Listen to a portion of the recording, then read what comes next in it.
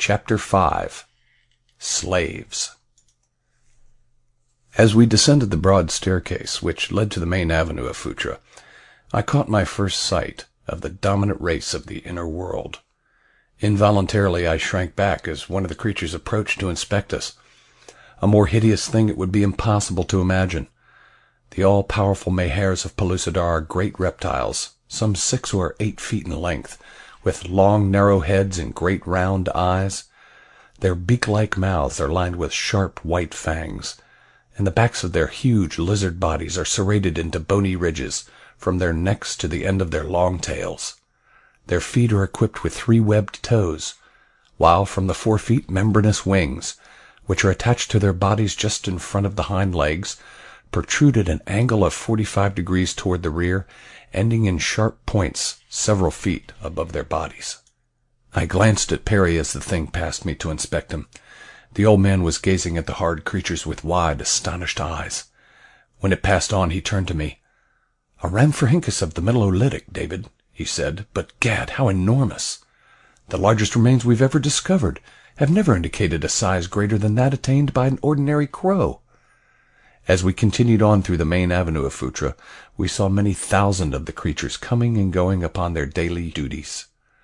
They paid but little attention to us. Phutra is laid out underground with a regularity that indicates remarkable engineering skill. It is hewn from solid limestone strata. The streets are broad and of a uniform height of 20 feet.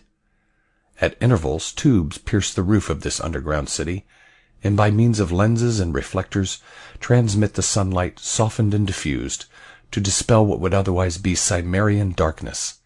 In like manner air is introduced. Perry and I were taken, with Ghak, to a large public building, where one of the Sagoths who had formed our guard explained to a Maharan official the circumstances surrounding our capture. The method of communication between these two was remarkable in that no spoken words were exchanged. They employed a species of sign language. As I was to learn later, the Mahars have no ears, not any spoken language. Among themselves they communicate by means of what Perry says must be a 6th sense which is cognizant of a 4th dimension. I never did quite grasp him, though he endeavored to explain it to me upon numerous occasions. I suggested telepathy, but he said no, that it was not telepathy, since they could only communicate when in each other's presence, nor could they talk with the Sagoths or the other inhabitants of Pellucidar by the same method they used to converse with one another. "What they do," said Perry, "is to project their thoughts into the 4th dimension, when they become appreciable to the 6th sense of their listener. Do I make myself quite clear?" "You do not, Perry," I replied. He shook his head in despair and returned to his work. They had set us to carrying a great accumulation of Maharan literature from one apartment to another, and there arranging it upon shelves. I suggested to Perry that we were in the public library of Phutra, but later, as he commenced to discover the key to their written language, he assured me that we were handling the ancient archives of the race. During this period my thoughts were continually upon Diane the Beautiful. I was, of course, glad that she had escaped the Mahars and the fate that had been suggested by the Sagoth, who had threatened to purchase her upon our arrival at Phutra. I often wondered if the little party of fugitives had been overtaken by the guards who had returned to search for them. Sometimes I was not so sure, but I should have been more contented to know that Diane was here in Phutra than to think of her at the mercy of Huja the Sly One.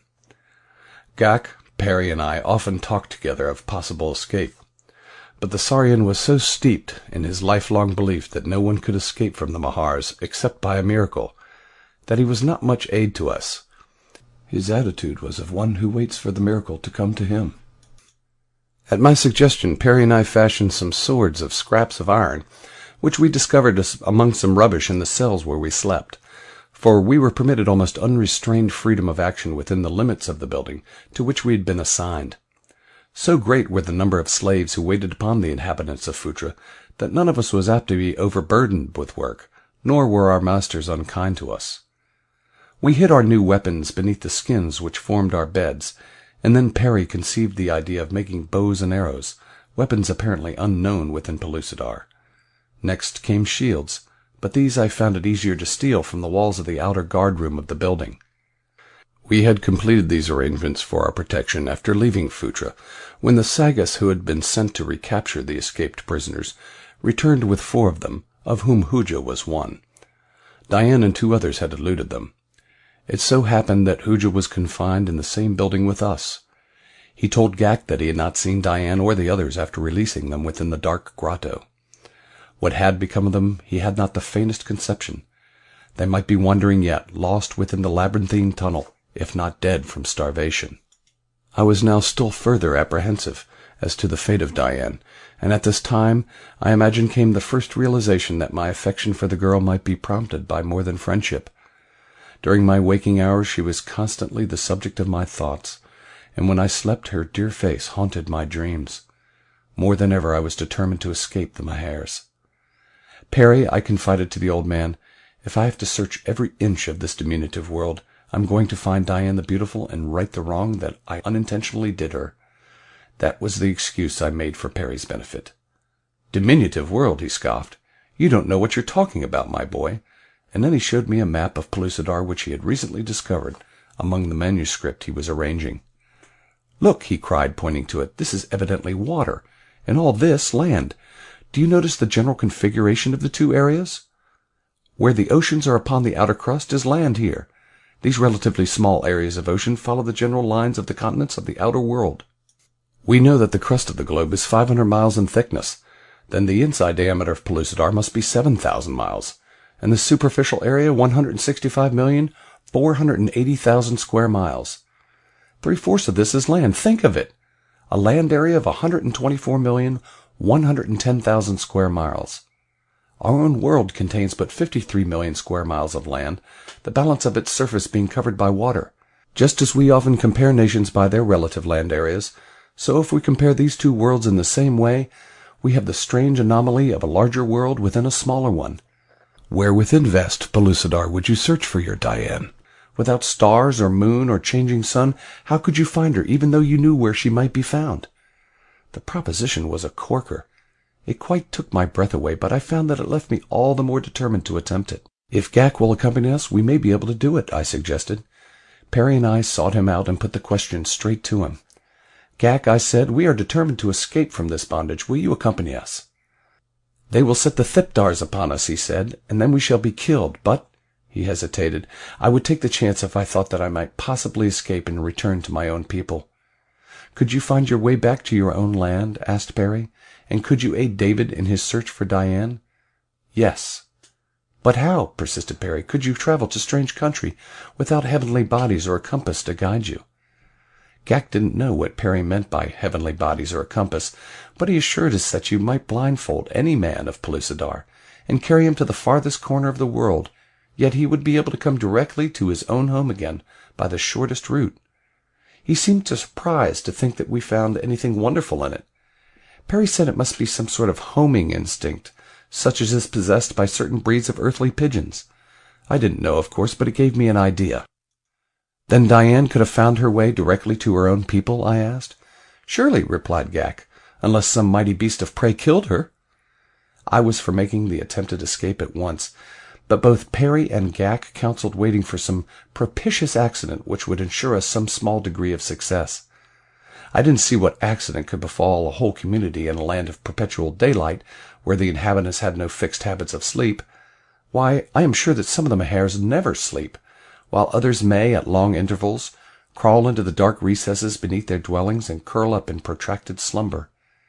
Perry says that if a Mahar stays awake for 3 years, he will make up all his lost sleep in a long year's snooze. That may all be true, but I never saw but 3 of them asleep. It was the sight of these 3 that gave me a suggestion for our means of escape. I had been searching out far below the levels that we slaves were supposed to frequent, possibly 50 feet beneath the main floor of the building, among a network of corridors and apartments, when I came suddenly upon 3 Mahars curled up upon a bed of skins. At first I thought they were dead, but later their regular breathing convinced me of my error. Like a flash the thought came to me of the marvelous opportunity these sleeping reptiles offered as a means of eluding the watchfulness of our captors and the Sagath guards. Hastening back to Perry, where he pored over a musty pile of, to me, meaningless hieroglyphics, I explained my plan to him. To my surprise, he was horrified. "It would be murder, David," he cried. "Murder? To kill a reptilian monster?" I asked in astonishment.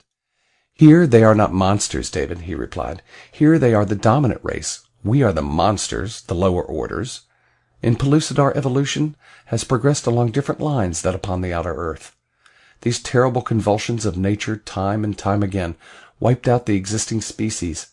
But for this fact, some monster of the Saurozoic epoch might rule today upon our own world. We see here what might well have occurred in our own history had conditions been what they have been here. Life within Pellucidar is far younger than upon the outer crust. Here man has but reached a stage analogous to the Stone Age of our own world's history, but for countless millions of years these reptiles have been progressing. Possibly it is the sixth sense, which I am sure they possess, that has given them an advantage over the other and more frightfully armed of their fellows, but this we may never know. They look upon us as we look upon the beasts of our fields, and I learn from their written records that other races of Mahars feed upon men. They keep them in great droves, as we keep cattle. They breed them most carefully, and when they are quite fat, they kill and eat them." I shuddered. "What is there horrible about it, David?" the old man asked. "They understand us no better than we understand the lower animals of our own world. Why, I have come across here very learned discussions of the questions as to whether Gilacs, that is men, have any means of communication. One writer claims that we do not even reason, that our every act is mechanical or instinctive. The dominant race of Pellucidar, David, have not yet learned that men converse among themselves or reason. Because we do not converse as they do, it is beyond them to imagine that we converse at all. It is thus that we reason in relation to the brutes of our own world. They know that the Sagas have a spoken language, but they cannot comprehend it, or how it manifests itself, since they have no auditory apparatus. They believe that the motions of the lips alone convey the meaning. That the Sagas can communicate with us is incomprehensible to them. Yes, David, he concluded, it would entail murder to carry out your plan. Very well then, Perry, I replied, I shall become a murderer. He got me to go over the plan again most carefully, and for some reason which was not at the time clear to me, insisted upon a very careful description of the apartments and corridors I had just explored. I wonder, David, he said at length, as you are determined to carry out your wild scheme, if we could not accomplish something of very real and lasting benefit for the human race of Pellucidar at the same time. Listen, I have learned much of a most surprising nature from these archives of the Mahars. That you may not appreciate my plan, I shall briefly outline the history of the race. Once the males were all-powerful, but ages ago the females, little by little, assumed the mastery. For other ages no noticeable change took place in the race of Mahars. It continued to progress under the intelligent and beneficent rule of the ladies. Science took vast strides. This was especially true of the sciences which we know as biology and eugenics. Finally, a certain female scientist announced the fact that she had discovered a method whereby eggs might be fertilized by chemical means after they were laid. All true reptiles, you know, are hatched from eggs. What happened? Immediately the necessity for males ceased to exist. The race was no longer dependent upon them. More ages elapsed until at the present time we find a race consisting exclusively of females. But here is the point. The secret of this chemical formula is kept by a single race of Mahars.